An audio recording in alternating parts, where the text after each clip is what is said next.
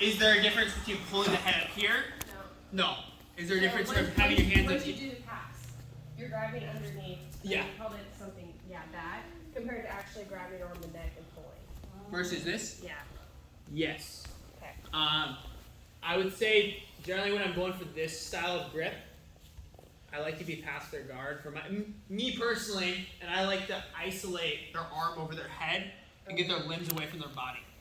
That's when I tend to do this. Other people might do it at a different time.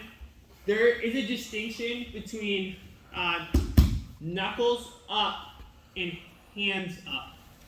When my knuckles are up, it's generally when Aislin's shrimping away and I'm creating blocks on the mat. I'm putting no energy into this. As Aislinn moves, like you guys can kind of do like a shrimping test, and it should feel like there's wedges underneath their back.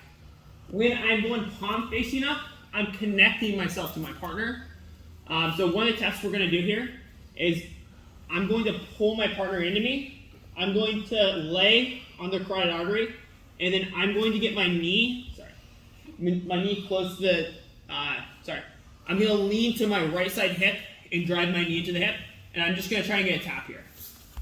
So I'm going to lay my partner squatted and essentially choke them from this cross-face grip. If you're doing the mechanics correctly on your cross-face, you should be able to get a tap here. What we're trying to do is we're trying to not drive in, but pull them underneath you. I don't do this, I'm not doing this exact same motion, like with the legs really good. But how I would choke from like side control is I'd walk, and then I apply this to where we're doing a blood choke. It's the same idea on our cross-face grip. We're pulling them into us with this silent coyote, and I'm attaching myself to Aislinn, pulling her into me. I'm not pushing into her. Anytime my hands are on the mat and she's moving, she's shrimping, I'm blocking her back when my knuckles are up. When my hands are up and she's shrimping, there's a connection point and I'm connecting myself to her, which I generally do when I'm looking to isolate limbs. So in this connection point, we pull them in, and we're just going to play with kind of a strangle on the neck.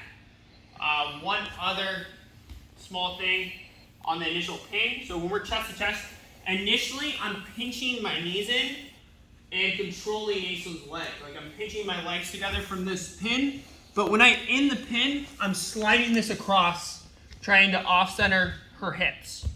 So initially, when I'm working here, I'm doing a pinching motion, getting my outside knee to the near side hip space. I'm pinching my knees in.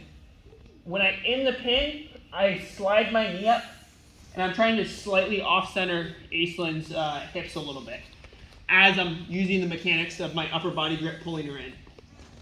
So play with those mechanics, pulling in, play with the idea of essentially choking your partner out from the grip.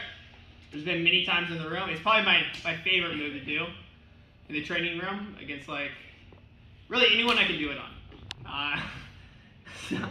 But white through whatever belt, brown belt. If I can choke you in side control, that's silly. I'm gonna try and do that. I'm not gonna try to do my actual jiu-jitsu game. It's man, this guy's not that skilled. I'm gonna try the silliest move I can. So I've actually put a couple people out just because it's a fairly sneaky one where you don't feel pain if you're doing it correctly. It should be on the carotids, kind of the soft part of the neck. And there's people who have been like, oh, I'm fine, and just went out. So it will sneak up on you.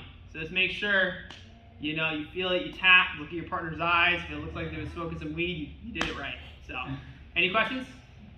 Awesome. 1, 2, 3. So details there. You can work from the setup, or you guys can work from the pin. It's up to you on your reps here.